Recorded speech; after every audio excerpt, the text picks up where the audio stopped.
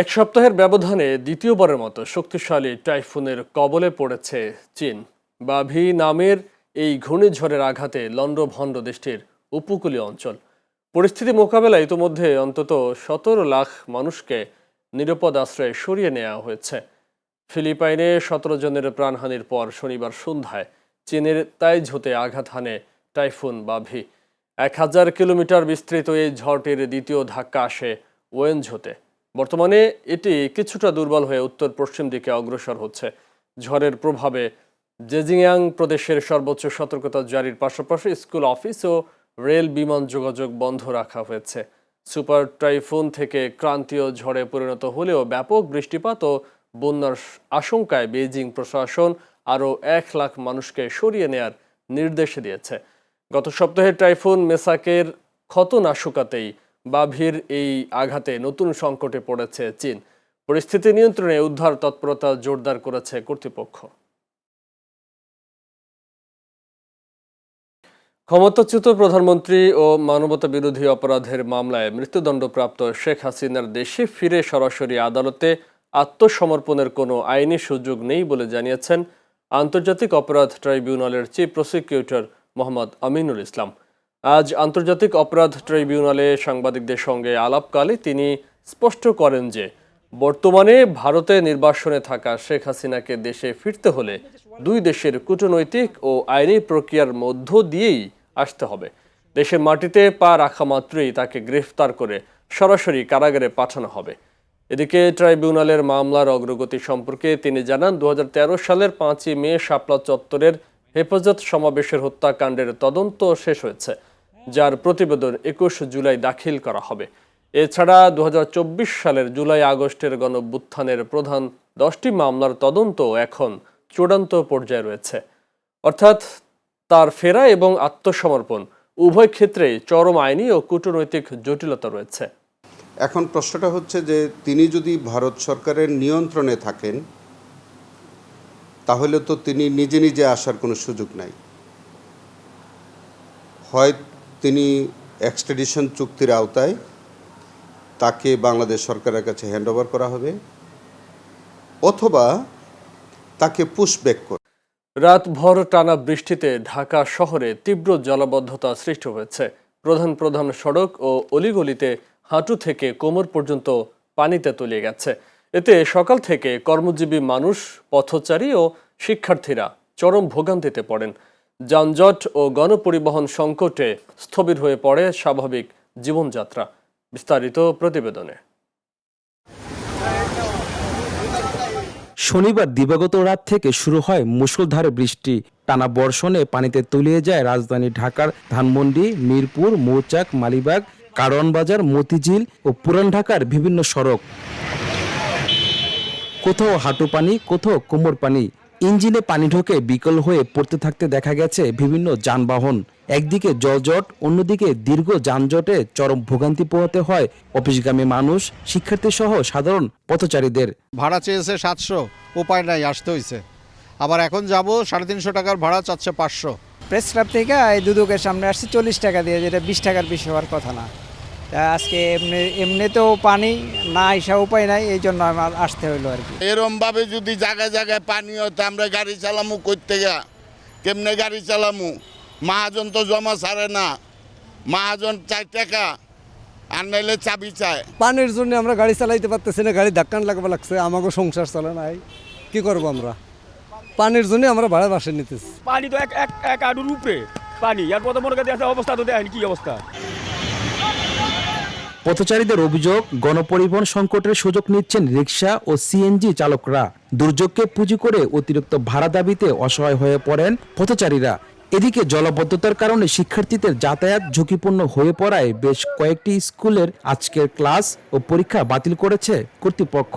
8-9 ঘন্টা ধরে বৃষ্টিটা হচ্ছে, যার কারণে এই এলাকায় যত পানি যাবে, যাওয়ার কোনো লাইন নেই। যে লাইন যাইতো এগুলো পর্যন্ত আজকে ডুবে গেছে। মতিঝিল, আরামবাগ পুরো তলায় গেছে, অবস্থা খারাপ। আমরা হতাশা হয়ে গেছি, কোথাও বের হতে পারতেছি না, কোথাও যাইতে পারতেছি না, না পাচ্ছি রিক্সা, না পাচ্ছি কোনো সিএনজি। প্রিন্সিপাল মহোদয় আমাদের এই ছেলে মেয়েদের পরীক্ষা স্থগিত করে দিয়েছেন প্রচুর বৃষ্টি এবং প্রচুর পানির কারণে, এবং আমরাও খুব কষ্ট করে অনেক পানি হাঁটু সমান পানিতে এসে সিগনেচার করে গেলাম। অনেক পানি, অনেক কষ্ট হচ্ছে আমাদের। আবহাওয়া অধিদপ্তর বলছে গতকাল রাত 12টা থেকে আজ সকাল 6টা পর্যন্ত রাজধানীতে 76 মিলিমিটার বৃষ্টিপাত রেকর্ড করা হয়েছে। এটি চলতি মাসে রেকর্ড বৃষ্টি। Shahadat Hossain Imran, channel S, news desk. জাতীয় শিক্ষাক্রম ও পাঠ্যপুস্তক বোর্ড এনসিটিভি আয়োজিত 2027 শিক্ষাবর্ষের প্রাথমিক ও মাধ্যমিক স্তরের 4টি নতুন পাঠ্যপুস্তকের কাঠামো চূড়ান্তকরণ কর্মশালার উদ্বোধন করা হয়েছে। আজ আন্তর্জাতিক মাতৃভাষা ইনস্টিটিউটে লার্নিং উইথ হ্যাপিনেস প্রতিপাদ্যকে সামনে রেখে আয়োজিত এই অনুষ্ঠানে বক্তারা আশা প্রকাশ করেন চতুর্থ শ্রেণীর নতুন সংস্করণের এই বইগুলো শিক্ষা ব্যবস্থায় নতুন দিগন্তের উন্মোচন করবে। এনসিটিভি চেয়ারম্যান অধ্যাপক মোহাম্মদ ফখরুল মাওলার সভাপতিত্বে অনুষ্ঠানে প্রধান অতিথি ছিলেন শিক্ষামন্ত্রী ডক্টর আ.ন.ম এহসানুল হক মিলন। বিশেষ অতিথি হিসেবে উপস্থিত ছিলেন সংস্কৃতি প্রতিমন্ত্রী আলী নেওয়াজ মাহমুদ খৈয়ম, প্রাথমিক ও গণশিক্ষা প্রতিমন্ত্রী ববি হাজ্জাজ, যুব ও ক্রীড়া প্রতিমন্ত্রী আমিনুল হক, উপদেষ্টা মাহাদি আমিন এবং শিক্ষা সচিব আব্দুল খালেক সহ উচ্চপদস্থ কর্মকর্তারা। আজকে যেটা আলোচনা হচ্ছে দুটো বই, দুটোর ভিতরে একটু ডিফারেন্স আছে। আমরা আপাতত দুটো বই করছি, কিন্তু এই দুটো বই আমরা এমন করে করছি বা এমন করে আপনাদের দায়িত্ব করা যেন ওই যে বৃহত্তর কারিকুলাম, এই কারিকুলামের সঠিক অংশীদারিত্ব নিতে পারে এই বই দুটো। সকল ক্যাটাগরিতে বৃত্তিপ্রাপ্ত ছাত্রের সংখ্যা 35,892 জন। ট্যালেন্ট পোলে পেয়েছে 16,398 জন এবং সাধারণ পেয়েছে 19,494 জন। দেশের স্বার্থকে অগ্রাধিকার দিয়েই আন্তর্জাতিক মুদ্রা তহবিল IMF এর সঙ্গে নতুন ঋণ কর্মসূচির আলোচনা চলছে বলে জানিয়েছেন অর্থমন্ত্রী আমির খসরু মাহমুদ চৌধুরী।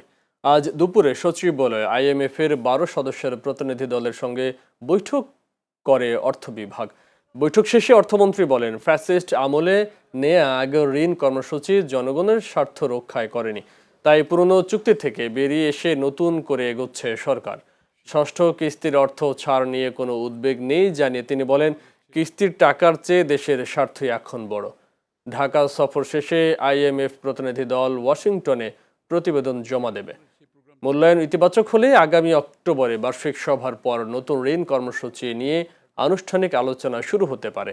এ সময় পর্যটন ও বিনিয়োগ ভিসা নীতির বড় ভূমিকা রয়েছে, তাই বিভিন্ন দেশের সাথে ভিসা নীতি রিভাইজ করা হচ্ছে বলে জানালেন অর্থমন্ত্রী।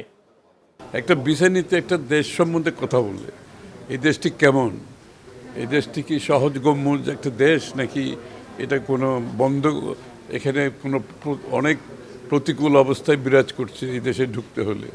তো সুতরাং এটা একটা আধুনিক প্রণয়ন দরকার আছে, এই জন্য ভিসা নীতিটা আমরা রিভাইজ করছি।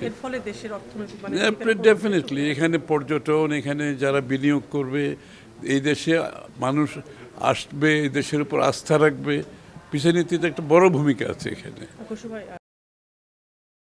প্রধানমন্ত্রী হিসেবে দায়িত্ব নেয়ার পর আগামীকাল সোমবার প্রথমবারের মতো বরিশাল সফরে যাচ্ছেন তারেক রহমান। তার এই সফর ঘিরে বরিশাল সহ গোটা দক্ষিণাঞ্চলে বইছে উৎসবের আমেজ। রাজনৈতিক কর্মসূচির পাশাপাশি দীর্ঘদিনের অবকাঠামোগত উন্নয়ন দাবিগুলো নিয়ে আসতে পারে গুরুত্বপূর্ণ ঘোষণা, এমন আশায় দলীয় নেতাকর্মী সহ বিভিন্ন শ্রেণী পেশার মানুষ। বরিশাল থেকে সহকর্মী ওমর ফারুকের পাঠানো তথ্যচিত্রে দেখুন প্রতিবেদন। দক্ষিণের প্রবেশদ্বার বরিশাল যেন নতুন একদিনের অপেক্ষায়। নদী আর সবুজে ঘেরা এই জনপদে প্রধানমন্ত্রী তারেক রহমানের সফরকে কেন্দ্র করে ইতিমধ্যেই নেওয়া হয়েছে ব্যাপক প্রস্তুতি। সরকার প্রধান হিসেবে দায়িত্ব নেয়ার পর এটি তারেক রহমানের প্রথম বরিশাল সফর। দলীয় নেতাকর্মীরা বলছেন, এই সফরের মাধ্যমে সাংগঠনিক কার্যক্রম আরও গতিশীল হবে এবং নতুন উদ্দীপনা পাবে তৃণমূলের নেতাকর্মীরা। পাশাপাশি সাধারণ মানুষের মাঝেও দেখা দিয়েছে ব্যাপক উৎসাহ উদ্দীপনা।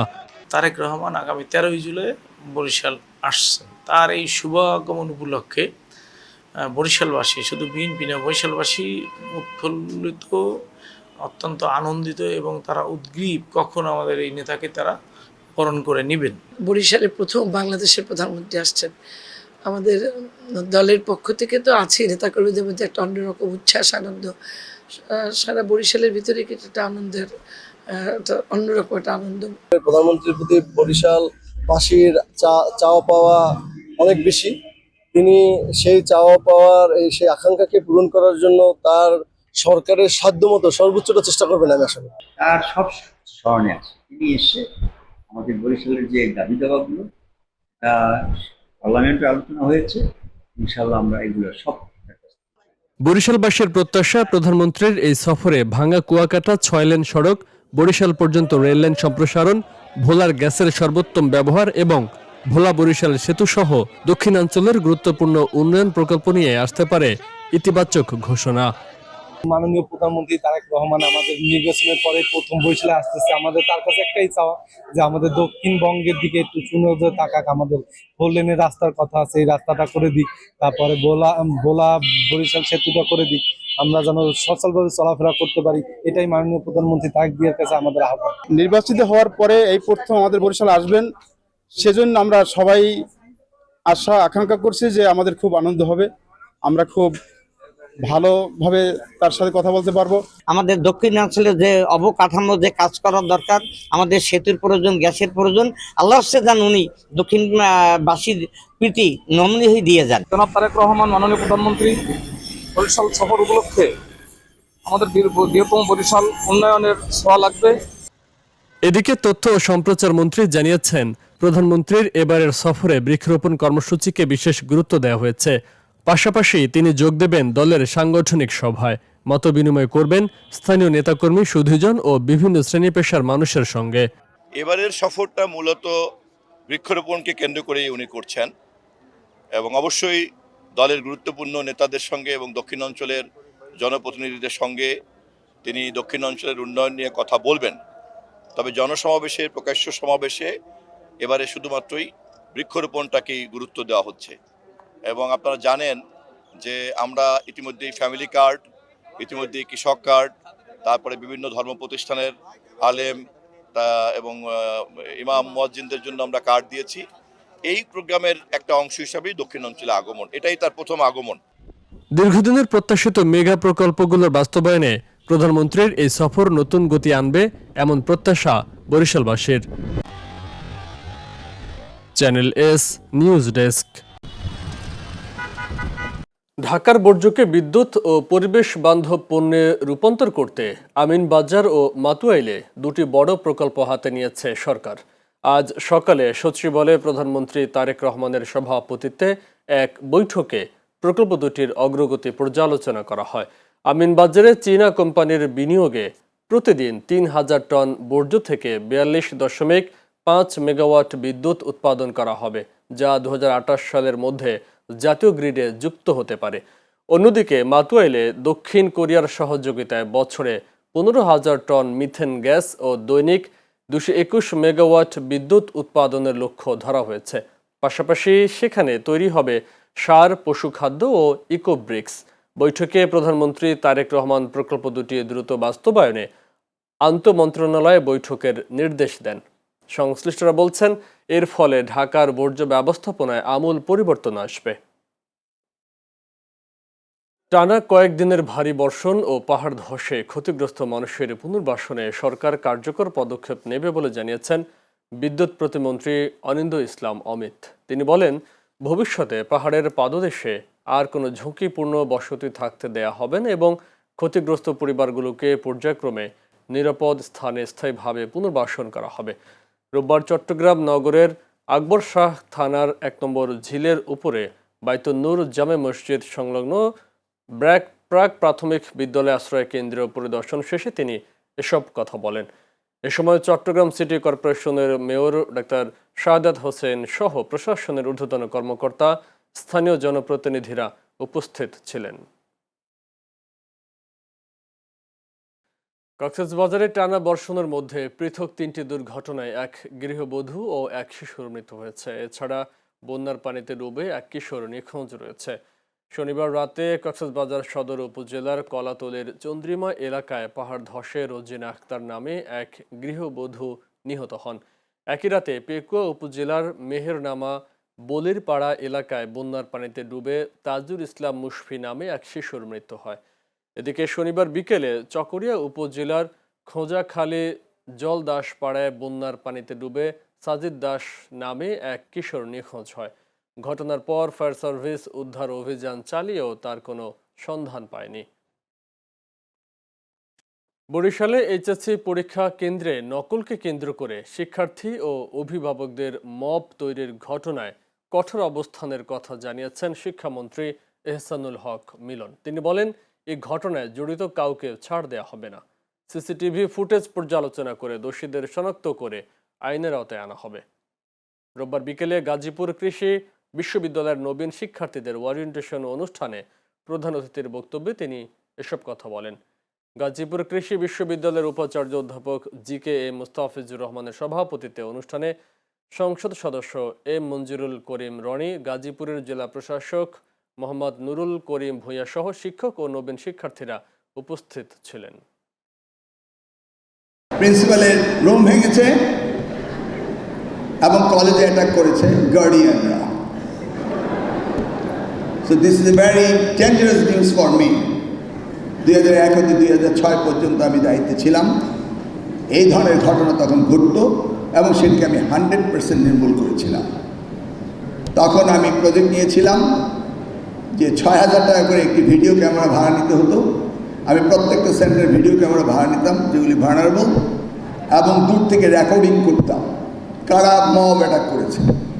পরবর্তী আফটার এক্সাম আমি সকলকে পানিশমেন্ট এনেছি। চাঁপাইনবাবগঞ্জের শিবগঞ্জ সীমান্তে পৃথক দুটি অভিযানে 122 বোতল ভারতীয় নেশা জাতীয় স্কাপ সিরাপ জব্দ করেছে বিজিবি।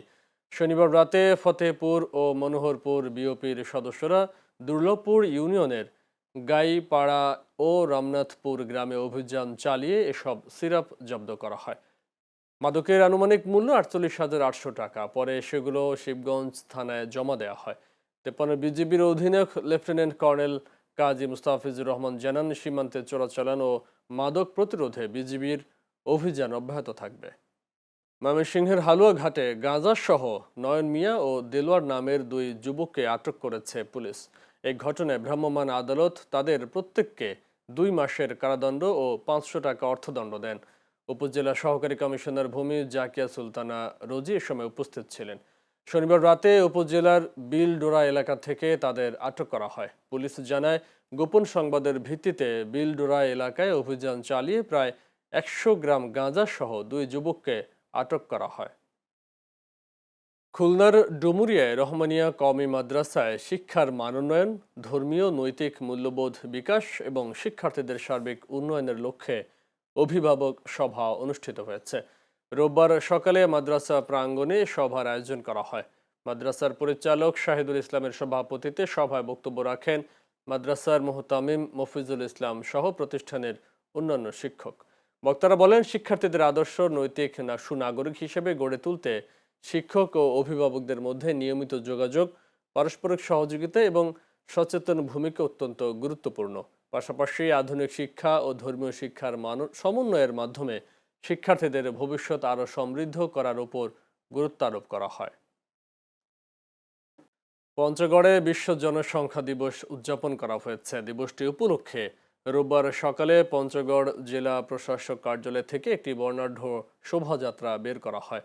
শোভাযাত্রাটি শহরের প্রধান সড়ক প্রদক্ষিণ করে একই স্থানে গিয়ে শেষ হয়। পরে জেলা প্রশাসক কার্যালয়ের সম্মেলন কক্ষে আলোচনা সভার আয়োজন করা হয়। এর আগে বেলুন উড়িয়ে কার্যক্রমের উদ্বোধন করেন পানি সম্পদ প্রতিমন্ত্রী ফরাদ হোসেন আজাদ। পঞ্চগড় জেলা প্রশাসক মোসাম্মদ শুক্রিয়া পারভিনের সভাপতিত্বে সভায় পুলিশ সুপার আবু সাইম, পঞ্চগড় আধুনিক সদর হাসপাতালের ডাক্তার মিজানুর রহমান ও কুড়িগ্রাম পরিবার পরিকল্পনার উপপরিচালক মোদাব্বের হোসেন সহ অনেকে উপস্থিত ছিলেন। চাঁদপুরে বহুল প্রত্যাশিত মেডিকেল কলেজ, 500 শয্যা বিশিষ্ট হাসপাতাল ও নার্সিং কলেজের স্থায়ী ক্যাম্পাস নির্মাণের জন্য স্থান নির্ধারণ করা হয়েছে। রোববার সকালে চাঁদপুর সদর উপজেলার ইসলামপুর গাছতলা এলাকায় প্রস্তাবিত প্রকল্পের স্থান পরিদর্শন করেন সংসদ সদস্য শেখ ফরিদ আহমেদ মানিক।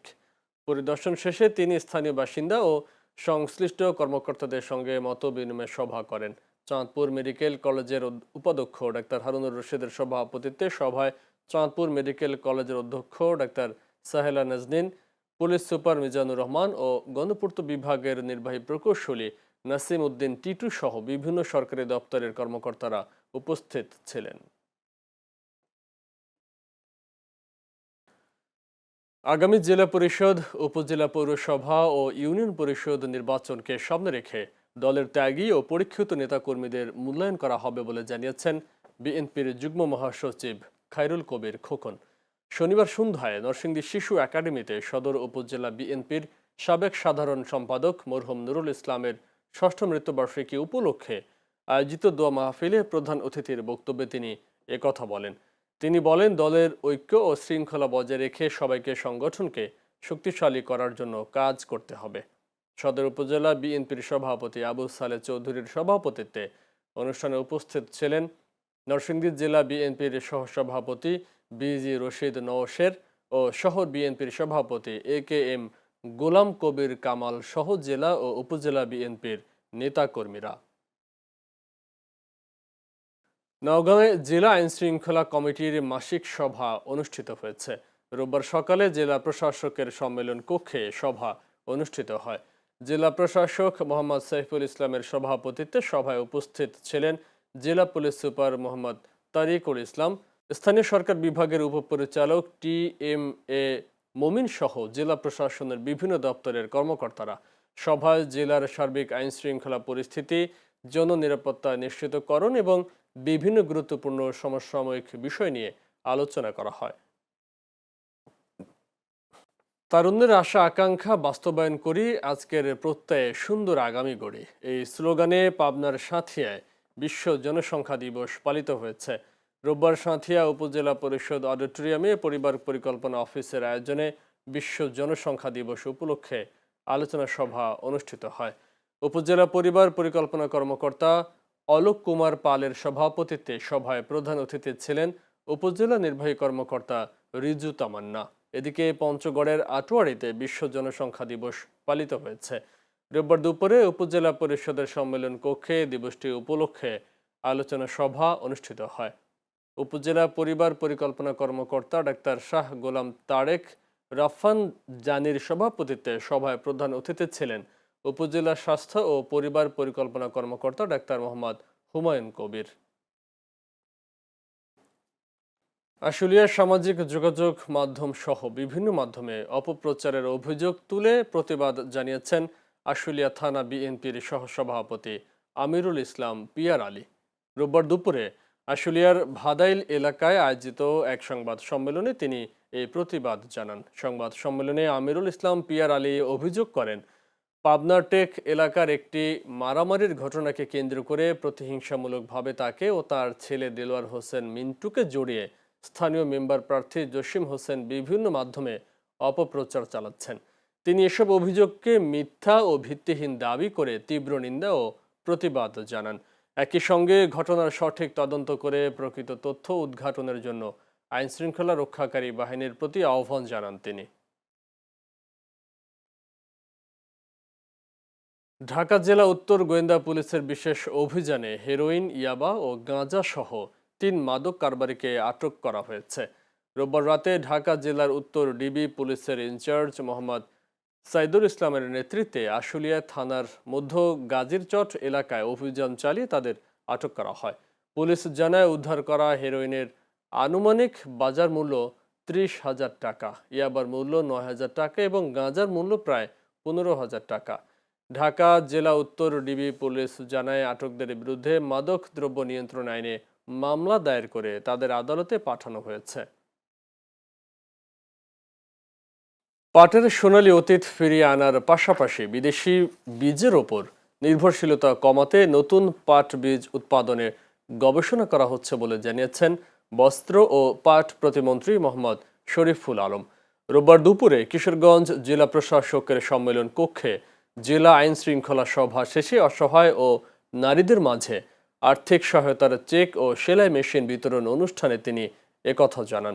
তিনি বলেন, দেশের পাট ভিত্তিক শিল্পের জন্য প্রয়োজনীয় কাঁচামাল নিশ্চিত করতে কাঁচা পাট রপ্তানিকে সরকারিভাবে নিরুৎসাহিত করা হচ্ছে। পাশাপাশি গত বছরের মতো এবারও কৃষকরা তাদের উৎপাদিত পাটের ন্যায্য মূল্য পাবেন। অনুষ্ঠানে কিশোরগঞ্জ 1 আসনের সংসদ সদস্য মজহারুল ইসলাম, কিশোরগঞ্জ 2 আসনের সংসদ সদস্য জালাল উদ্দিন সহ জেলা প্রশাসনের ঊর্ধ্বতন কর্মকর্তা এবং বিভিন্ন সরকারি দপ্তরের প্রতিনিধিরা উপস্থিত ছিলেন।